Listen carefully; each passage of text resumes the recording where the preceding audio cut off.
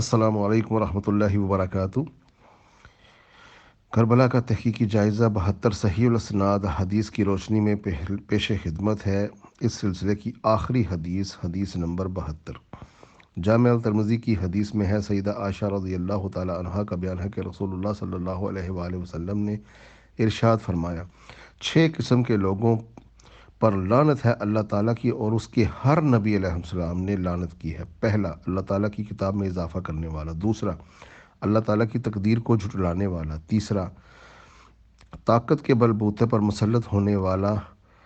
تاکہ وہ کسی ایسے شخص کو معزز بنائے کہ جسے اللہ تعالیٰ نے ذلیل کیا ہو، اور کسی ایسے شخص کو ذلیل کرے جسے اللہ تعالیٰ نے معزز بنایا ہو۔ چوتھا، اللہ تعالیٰ کے حرم کی بے حرمتی کرنے والا۔ اور پانچواں، میرے اہل بیت کی بے حرمتی کرنے والا۔ اور چھٹا، میری سنت کو حقیر سمجھ کر ترک کر دینے والا۔ وَلِعُوذُ بِاللہ۔ اب اس ضمن میں آپ دیکھیے کہ نبی علیہ الصلوۃ والسلام کی یہ جامع ترمذی کی حدیث، اس میں سب سے پہلے اللہ تعالیٰ اور اس کے انبیاء تمام اس پر لعنت کر رہے ہیں، جس میں جو مین جو یزید اور معاویہ جس کی زد میں آتے ہیں کہ طاقت کے بوتے پر مسلط ہو جانے والا، اور کسی ایسے کو مسلط کر دینے والا جسے اللہ نے ذلیل کیا ہو، یعنی معاویہ اینڈ کمپنی اور یزید سے زیادہ ذلیل کون ہوگا، اور کسی معزز کو یعنی حضرت حسن و حسین سے حکومت چھین کر اور پھر یزید کی تقرری کرنا حسین کی موجودگی میں، اور حسین کا پھر قتل کا اقدام ہونا۔ اور میرے اہل بیت کے بارے میں نبی علیہ الصلوۃ والسلام نے فرمایا، میرے اہل بیت کی بے حرمتی کرنے والا۔ اب اہل بیت کی بے حرمتی کہاں کہاں نہیں ہوئی؟ کیا اہل بیت کی بے حرمتی صفین میں نہیں ہوئی؟ کیا ان کے ساتھ قتال نہیں کیا گیا؟ کیا اہل بیت کی بے حرمتی کربلا میں نہیں ہوئی؟ کیا اہل بیت کی بے حرمتی حسن علیہ السلام سے حکومت چھین لینے میں نہیں ہوئی؟ کیا اہل بیت کی بے حرمتی حسن کو زہر دینے میں نہیں ہوئی؟ یہ ساری اہل بیت کی بے حرمتیاں اس امت نے کی، اس لیے اللہ کے نبی علیہ الصلوۃ والسلام نے حجۃ الوداع میں فرمایا تھا، نِطَارُکُمُ الثَّقَلَینَ، میں تم میں 2 بھاری چیزیں چھوڑ جا رہا ہوں، ایک ہے اللہ کی کتاب و اطرتی، اور میرے اہل بیت۔ یذکرکم اللہ اہل البیت، اللہ کے نبی نے نصیحت فرمائی تو ان لوگوں نے آپ کی نصیحت کو پس پشت ڈال دیا۔ لہٰذا اسی ضمن میں آگے معجم الکبیر للطبرانی کی روایت میں ہے کہ صحیح مسلم اور بخاری کے بنیادی راوی ابراہیم نخعی تابعی رحمہ اللہ فرماتے ہیں کہ اگر بالفرض میں قاتلان حسین میں شامل ہوتا اور بالفرض میری بخشش بھی ہو جاتی اور مجھے جنت میں بھی داخلہ نصیب ہو جاتا، تو پھر بھی مجھے اس بات سے شرم آتی کہ میں رسول اللہ صلی اللہ علیہ وآلہ وسلم کے پاس سے گزروں اور آپ کی نظر مجھ پہ پڑ جائے اور آپ فرمائیں کہ تو بھی حسین کے قاتلوں میں تھا، وَنَعُوذُ بِاللہ۔ یہ انہوں نے ایک ایگزامپل دی۔ ان احادیث کو محدثین نے بالکل صحیح کے حکم لگائے۔ مشکات المصابیح میں بھی فضائل صحابہ میں یہ حدیث آئیں، تو اس سے یہ ہم اخذ کرتے ہیں کہ پہلی بات تو اہل بیت کی توہین کرنا اللہ اور اس کے رسول اور تمام انبیاء کی لعنت ہے، جو رسول اللہ کے گھرانے کو ہی بے حرمتی کر ڈالے۔ تو اس سے یہ بات تو واضح ہوگی کنکلوژن میں میرے بھائیوں کہ یزید کے اوپر رہتی دنیا تک لعنت برستی رہے گی۔ انہوں نے اہل بیت کی بے حرمتی تو کیا، انہوں نے ان کو شہید ہی کر ڈالا۔ اور معاویہ بن سفیان بھی اس زد میں آ جائے گا کہ اس نے اللہ نے جن کو برگزیدہ کیا، یعنی سیدہ شباب الاہل الجنہ،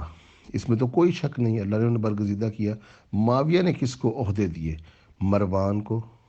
حسن و حسین کی موجودگی میں، یزید کو حضرت حسین کی موجودگی میں۔ تو امیر معاویہ بھی اس ضمن میں آ گئے کہ اللہ اور اس کے رسولوں کی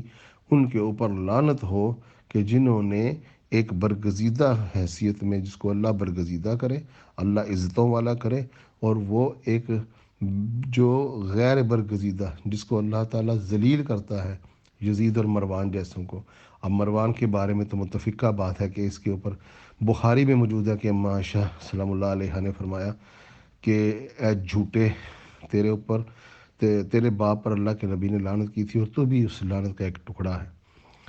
تو اللہ کے نبی لعنت کریں، دیس نکالا دیں، اور معاویہ بن سفیان ان ذلیل شدہ لوگوں کو اللہ کے نبی کے ہی منبر پر بٹھا کر مدینے کا گورنر بنا دیں۔ بعد میں اس کو حکومت بھی ملی، 6 مہینے تک اس نے حکومت بھی کی، اور پھر یزید کو بھی حکومت ملی، 4 سال تک اس نے بھی حکومت کی۔ یہ کام معاویہ بن سفیان نے کیے، جن کے ذریعے کروائے ان پر بھی اللہ تعالیٰ اور انبیاء کرام کی لعنت ہے، اور جس نے کیے ان کے اوپر بھی۔ لہٰذا اس بات کو اب واضح کر دینا چاہیے کہ نبی علیہ الصلوۃ والسلام کے پیارے حضرت حسن حسین اور حضرت علی، یہ جو کربلا اور صفین اور زہر دے کے شہید کیے گئے، اس پر زمین و آسمان رویا ان کے اوپر، کہ ایک کو اللہ رب العزت، اللہ کے نبی نے اللہ کی اونٹنی بتایا حضرت علی کو، کہ جس طرح ایک اشکا اس امت میں آیا تھا، اس امت کا ایک اشکا آئے گا اور تیرے سر پر وار کرے گا اور تیری داڑھی کو خون سے رنگ دے گا، اور اس کے بعد جس طرح اس قوم کو کبھی فلاح نہیں ملی، اس قوم کو بھی آج تک خلافت نصیب نہیں ہوئی۔ دوسرا سیدہ شباب و اہل جنہ جو شبیہ رسول تھا، اس کو زہر دے کر شہید کر ڈالا۔ تیسرا جو رسول اللہ کا جسم سے جسم تھا اور حسین علی رسول سے تھا، رسول حسین سے تھا، اس کو شہید کر ڈالا، اور اس کے رفقا کو بھی قتل کر کے اس کی عورتوں کو قیدی بنا کر یزید کے دربار میں لے جایا گیا۔ لہٰذا یہ کربلا کی ایک داستان جو ہم نے ایک مختصر الفاظ میں بیان کی 72 صحیح الاسناد حدیث کی روشنی میں، اب بھی اگر کوئی ان صحیح الاسناد حدیث کی روشنی میں نہ تو وہ یزید کو برا جانے، نہ یزید کو مقرر کرنے والوں کے بارے میں برا جانے، اور حضرت رسول اللہ کے خاندان کو شہید کر دینے والوں اور صحیح الاسناد اہل سنت کی کتابوں سے جب حق واضح ہو جائے، پھر بھی اگر وہ یہ چیز نہ مانے، تو ہم ان کا مقدمہ اللہ کے حوالے کریں گے، اور اللہ ہی سے بہترین انصاف کرے گا۔ اور اگر یہ لوگ پھر بھی معاویہ، مروان اور یزید کی طرفداری کریں، تو پھر ان تمام حدیثوں کو ماننے سے انکار کریں، رسول اللہ صلی اللہ علیہ وسلم کے اہل بیت کو بھی پھر ماننے سے انکار کریں، پھر خلفۂ راشدین میں سے 2 خلیفہ راشد حضرت علی اور حضرت حسن کو بھی ماننے سے انکار کریں، پھر وہ واضح موقف اپنا رکھیں کہ وہ ناصبی ہیں، وہ منکرین حدیث ہیں، وہ رسول اللہ کی اہل بیت کے منکر ہیں، تو پھر اپنا ایک چہرہ واضح کر کے ہمارے سامنے آئے، ہمیں بھی حجت تمام کرنے میں آسانی ہو کہ ہم ان لوگوں سے مخاطب ہیں جو نبی کے اہل بیت، نبی کے اولاد، نبی کے خلفاء، اور ان سب کو صحیح الاسناد حدیث کے مطابق بھی نہ برگزیدہ جانتے ہیں، بلکہ ان کے ساتھ قتال کرنے والے ان کے ہادی مہدی اور ان کے کاتب وحی اور ان کے حال المومنین بن جاتے ہیں، اور یزید جیسے لوگ ان کے لیے رحمہ اللہ اور رضی اللہ چھپ چھپ کر روز روز کتابیں لکھتے ہیں۔ ہم یہ بات جو کرتے ہیں، کوئی ہمیں شوق نہیں ہے ان باتوں کو کرنے کا، ہمارے دل زخمی ہیں، ہمارے سینے چھلنی ہیں کہ رسول اللہ صلی اللہ علیہ وآلہ وسلم کی اولاد، جن کو رسول اللہ نے اپنا لعاب دہن چسا کر، اپنی زبان مبارک چسا کر اور اپنے سینوں پر لٹا کر اور اپنے کندھوں پر اٹھا کر پالا، اس حسین جو حضرت علی اور حضرت فاطمہ کی تربیت یافتہ حسن و حسین کو اس طرح اس امت نے رسول اللہ کا نام لینے والوں نے ہی شہید کر ڈالا، اور ان کی اپنی اوقات اور حیثیت یہ تھی کہ حجۃ الوداع پر معافیاں مانگ مانگ کر انہوں نے اپنی جانیں بچائیں۔ ہونا تو یہ چاہیے تھا کہ ساری عمر اس خاندان کے مرہون منت رہتے، اور ان خاندان کے اوپر حکومت کرنے کے بجائے، ان کو ذلیل کرنے کے بجائے، ان کو قتل کرنے کے بجائے، ان کو رسوا کرنے کے بجائے، ان پر ظلم اور جبر کی داستانیں رقم کرنے کے بجائے ان کی اطاعت کرتے، جس طرح اللہ رب العزت نے قرآن پاک نے فرمایا والسابقون الاولون من المہاجرین والانصار والذین اتبعوہم بإحسان، اور جو احسان کے ساتھ ان کی اتباع کرے گا تو اللہ اس کا انعام میں کہے گا رضی اللہ عنہم ورضوا عنہ، تو اللہ تو راضی اس سے ہے جو کہ احسان کے ساتھ ان اللہ کے چنیدہ لوگوں کی اتباع کرے گا۔ ان لوگوں نے صرف رضی اللہ پڑھ کے رٹ لیا اور کہہ دیا جی معاویہ رضی اللہ ہو گیا، ابھی اس نے احسان کے ساتھ اتباع کہاں کی؟ وہ تو خود ان لوگوں میں شامل تھے جنہیں اللہ رب العزت نے فرمایا لا یستوی منکم من انفق من قبل الفتح وقاتل اولئک اعظم درجات، کہ بے شک وہ برابر کبھی نہیں ہو سکتے جو اسلام میں آئے فتح کے بعد اور خرچ کیا۔ تو معاویہ بن سفیان تو بعد میں آنے والوں میں، یہ تو اللہ کہہ رہا ہے کہ کبھی برابر نہیں ہو سکتے، اور معاویہ ان پر حکومت کرتا ہے۔ معاویہ غیر صحابی اور